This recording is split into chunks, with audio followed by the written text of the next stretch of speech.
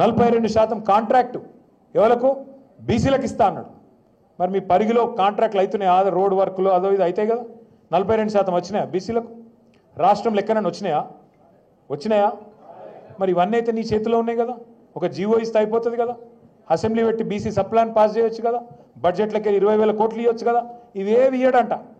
ఇక్కడ ఆయన చేతులున్నాయేమో ఇయ్యడంట. కానీ ఢిల్లీకి పోయి రిజర్వేషన్లు సాధిస్తాను పోయిండు. అట్లా కూట్ల రాయిది అనేవాడు ఏట్ల రాయిది ఇస్తాను పోయిండంట. అయితే ఇళ్ళతోని అమ్మకు అన్నం పెట్టినోడు చిన్నమ్మకు బంగారు గాజులు చేస్తారా? అంటే ఇంత విచిత్రమైన మనిషి. ఇంకా గమ్మత్ ఏంటంటే ఆడపోయి మళ్ళీ కేసీఆర్ తిట్టుడు ఢిల్లీకి పోయి. రేవంత్ రెడ్డి గారికి ఒక సమస్య ఏదో ఉన్నది, ఖచ్చితంగా ఉన్నది ఆయనకు. కేసీఆర్ పేరు తీసుకోకుండా ఉపన్యాసం చెప్పాడు ఆయన. మీరు చూడుర్రి పాపం కేసీఆర్ గారు ఏమన్నాడు, ఆయన 20 నెలలు ఆయన పని ఆయన చేసుకుంటాడు. ఆరోగ్యం మీద కొద్దిగా డీలా పడేది, మంచిగా చేసుకునే ప్రయత్నంలో కేసీఆర్ గారు ఉన్నారు. ఈయన రోజు అది ఎక్కడైనా సరే ఢిల్లీ అయినా అసెంబ్లీ అయినా ఏడ మాట్లాడినా నిద్రలో కూడా కలవరిస్తున్నా నా డౌట్. వాళ్ళ భార్యను అడగాల మరి, నిద్రలో కూడా కలవరిస్తున్నా ఏం పేరు కేసీఆర్ పేరు. అంటే ఎంత ఫోబియా పట్టుకుందంటే ఎందుకు ఇంత భయం నీకు? నువ్వు ముఖ్యమంత్రి కావాలనుకున్నావు, అబద్ధాలు చెప్పినావు, 420 అడ్డమైన హామీలు ఇచ్చినావు, ప్రజలు నమ్మినరు, ఓటేసిరు, నీకు అవకాశం ఇచ్చిర్రు, పని చేయి. 6 గ్యారంటీలు అన్నావు, పని చేయి. ఎందుకు ఈ డ్రామాలు? నేను అడుగుతా. బీసీలను మోసం చేస్తున్నావు రేవంత్ రెడ్డి, నువ్వు డ్రామా చేస్తున్నావు అన్నా అంటే నన్ను తిడతాడు నిన్నాడు. నీది డ్రామా, నీ పేరే డ్రామా. ఎవరది డ్రామా? నేను అంటున్నా ఇవాళ రేవంత్ రెడ్డి గారు, రాహుల్ గాంధీతో నీ దోస్తీ ఒక పెద్ద డ్రామా, మోడీ గారితో నీ కుస్తీ ఇంకా పెద్ద డ్రామా, చంద్రబాబుతో నీ దోపిడి, చంద్రబాబు చేస్తున్న జల దోపిడీ విషయంలో నువ్వు ఫైటింగ్ చేస్తున్నట్టు చేసుడు అది పెద్ద డ్రామా, నీ మేనిఫెస్టో ఒక పెద్ద డ్రామా, నీ డిక్లరేషన్ దానికంటే పెద్ద డ్రామా, అన్నిటికీ మించి అసలు నువ్వు కాంగ్రెస్ పార్టీలో ఉంటావని నమ్మించుడే దానికంటే పెద్ద డ్రామా. అరే రే రే రే ఎట్లా నమ్ముతారో నాకైతే అర్థం కాదు. ఈ మనిషిని తెలిసినాక, ఈ మనిషిని చూసినాక ఎట్లా నమ్ముతారో నాకు అర్థం కాదు. ఎప్పటికప్పుడు మాటలు మారుస్తాడు. కుల్లా చెప్తున్నాడు ఆయన, నేను మోడీ గారు స్కూల్లో చదివినా, చంద్రబాబు కాలేజీకి పోయినా, ఇవాళ రాహుల్ గాంధీ కాడ ఉద్యోగం చేస్తున్నా. అంటే రేపు ఇంకెటన్నా మిగతా అని చెప్తున్నట్టే కదా లెక్క. ఎటు సందు దొరికితే అటు పోతా. ఒక సిద్ధాంతం లేదు, ఒక నిబద్ధత లేదు, ఏది లేదు. అందుకే నేను అనేది అందరికీ అన్ని విషయాలు అర్థమైనాయి. ఇవాళ రైతులకు అర్థమైనాయి, మహిళలకు అర్థమైనాయి, పిల్లగాళ్ళకు అర్థమైనాయి. 2 లక్షల ఉద్యోగాలు అన్నాడు, వచ్చినాయా 2 లక్షలు?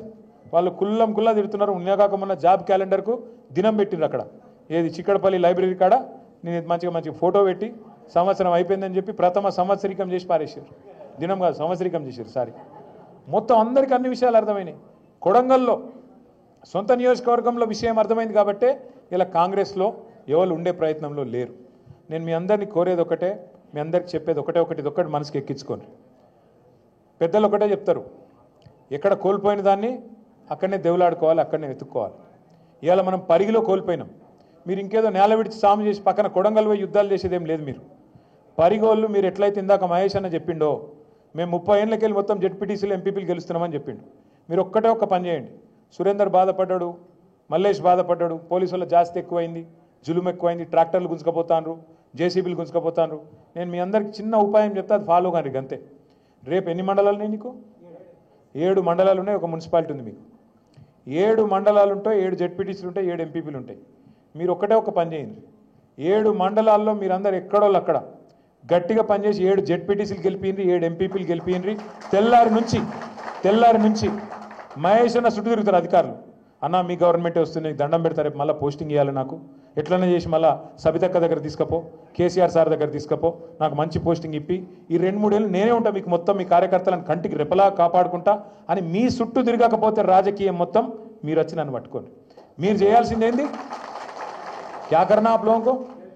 గట్టిగా గుద్ది గెలవాలి, గెలిపియాలి కాదు, గుద్ది గెలవాలి. ఈ ఎలక్షన్ మీ ఎలక్షన్. మొన్న మహేష్ అన్న కోసం మీరు కష్టపడ్డారు, ఇలా మహేష్ అన్న మీకోసం కాలికి బల్పం కట్టుకొని 7 మండలాలు తిరుగుతాడు. మహేష్ అన్నతో పాటు, సబితక్కతో పాటు మేమందరం కూడా మీకు అండగా నిలబడతాం. మీకు పార్టీ వైపు నుంచి పూర్తి సహాయ సహకారాలు మేము అందిస్తాం. ఇక్కడ 5 ఏళ్ళకు ఒకసారి మీకు వచ్చే మోక గిది. ఇలా వాడు కాంగ్రెస్ వాడు మోసం చేయొచ్చు రిజర్వేషన్లు అని చెప్పి, ఇంకొక రకంగా చేయొచ్చు.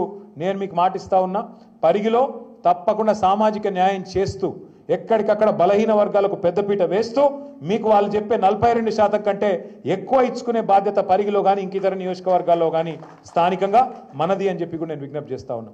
మీరు చేసేది ఒక పని, మీరు దయచేసి నేల విడిచి సాము చేయకండి. చాలామంది మన నాయకులు ఎట్లుంటారంటే, చాలామంది నేను మండల నాయకుడిని, నేను జిల్లా నాయకుడిని, నేను రాష్ట్ర నాయకుడిని, కాబట్టి నేను మొత్తం తిరుగుతా అంటారు. మొత్తం తిరుగుతా నడవదు. ముందు ఇంట గెలిచి రచ్చ గెలువు. ఫస్ట్ నీ డబ్బా, నీ బూత్ ఏదైతుందో అందులో మెజారిటీ చూపెట్టు. నువ్వు రాష్ట్ర నాయకుడు కావచ్చు కాక, కానీ ఫస్ట్ నీ ఊరు సర్పంచ్, నీ ఎంపీటీస్ గెలిపించుకుంటేనే కదా నీకు కదర్ ఉండేది. నువ్వు అది చేయకుండా నేను మొత్తం దేశం తిరుగుతా, నేను మొత్తం రాష్ట్రం తిరుగుతా, నేను వికారాబాద్ జిల్లా అంతా చుట్టుకొస్తా, ఏమద్దు. నీ ఊళ్ళో నువ్వు ఎంపీటీసీ గెలిపి, సర్పంచ్ గెలిపి, నీ బూత్ల మెజారిటీ తీసుకురా, అప్పుడే నువ్వు దారకార్ లీడర్ అని నేను ఒప్పుకుంటా. లేకపోతే మాత్రం ఎన్ని డైలాగులు కొట్టినా లాభం లేదని నేను కూడా అనుకోవాల్సి వస్తుంది. మీరు పరిగిలో నాకు తెలుసు మొదటి నుంచి పటిష్టంగా పార్టీ ఉన్నది. కాంగ్రెస్ పార్టీ మీద ప్రజల్లో విపరీతమైన కోపం ఉన్నది. మీరు గట్టిగా అనుకుంటే, మీరు గట్టిగా తలుచుకుంటే ముమ్మాటికి రైతులు, మహిళలు, యువకులు, మైనారిటీలు, మన లంబాడా సోదరులు, దళితులు ప్రతి ఒక్కరు కూడా మనకు ఓటు వేయడానికి సుముఖంగా ఉన్నారు. మీరు పోయి అడగాలి, కూర్చోవాలి. ఆయనకి మన వాళ్ళు ఎట్లా చేస్తారు, ఎలక్షన్ రాగానే పాంప్లెట్ పట్టుకొని ఇట్లా వారేసి అట్లా పోతారు. గై నడవై. ఇప్పుడు మీరు ఆపోజిషన్లు ఉన్నారు, కూర్చోవాలి, ముచ్చట పెట్టాలి, బుద్రకియాలి. అవసరమైతే మన పాత ఏమైనా చిన్న చిన్న మన వైపు నుంచి ఏమైనా తప్పులు జరిగితే కడుపులో తల పెట్టాలి, అల్మించుకోవాలి. అట్లుండాలి. కానీ ఇట్లా వరేసి స్టైల్ కాయా తమి ఓటై ఓ నైచెల్తా పద్ధతికి. ఎందుకంటే వాడు కాంగ్రెస్ వాడేమో పైసలు ఇస్తాడు, వాడు అడ్డగోలు పైసలు పంచుతాడు. వాళ్ళు విపరీతమైన పైసల సంపాదన మీద బిజీగా ఉన్నారు. వాడు ఇష్టం ఉన్నట్టు చల్లుతాడు. మరి మనం కొట్లాడాలంటే కనీసం ప్రజల ప్రేమ మనకు ఉండాలన్నా లేదా? కొద్దిగా టైం తీసుకోండి, కొద్దిగా ఒళ్ళు వంచుండ్రి. ఇంతకుముందు మా తమ్ముడు చెప్పినట్టు నిజమే, నేను ఒప్పుకుంటా. పోయిన 10 ఏళ్లలో మనం పార్టీని పెద్దగా చూడలేదు. నేను సురేందర్కు, మల్లేష్కు వాళ్ళిద్దరి మాట కూడా, వాళ్ళిద్దరి అభిప్రాయం కూడా మొత్తం మీ అందరి అభిప్రాయంగా అనుకుంటా ఉన్నా. వచ్చేసారి ఇట్లుండది. మిమ్మల్ని కంటికి రెప్పలాగా కాపాడుకుంటాం. మిమ్మల్ని ఖచ్చితంగా ఆర్థికంగా బలోపేతం చేస్తాం. వారంలో ఖచ్చితంగా 1 రోజు 2 రోజుల్లో పార్టీ నిర్మాణం మీద కూడా దృష్టి పెట్టి ప్రభుత్వంలోకి వచ్చిన తర్వాత కూడా తప్పకుండా పార్టీని కూడా ఇదే పద్ధతిలో జనరల్ బాడీ మీటింగ్లు రెగ్యులర్గా పెట్టాలి. తెలుగుదేశంలోకి వచ్చినవేంది? ఎందుకంటే తెలుగుదేశంలోకి వచ్చిన అది ఉంటుంది. జనరల్ బాడీ మీటింగ్లు ఉండాలి, రెగ్యులర్గా కలవాలి, రెగ్యులర్గా ముచ్చట పెట్టాలి, డైరీ రాయాలి, ఇవన్నీ ఉంటాయి. అంతేనా? సో అదే పద్ధతుల్లో మనం కూడా పెట్టుకుందాం. ఇక ఎవడెవడో మాట్లాడతాడు తలమాసినోడు. ఒకడు అంటాడు బీఆర్ఎస్ ఉండనే ఉండదు, బీజేపీలో పోతుంది అంటాడు. మనకేం కర్మ, నాకు అర్థం కాదు. తెలంగాణ ఉన్నంత కాలం ఈ గులాబీ కండువా ఉంటుంది, బరాబర్ ఉంటుంది. ఖచ్చితంగా ఈ రెండు పార్టీలకు 3 చెర్ల నీళ్ళు తాగిచ్చి మళ్ళొక్కసారి డంకా బజాయించి కేసీఆర్ గారిని ముఖ్యమంత్రి చేసుకుందాం. మన రాష్ట్రాన్ని కాపాడుకుందాం. జై తెలంగాణ.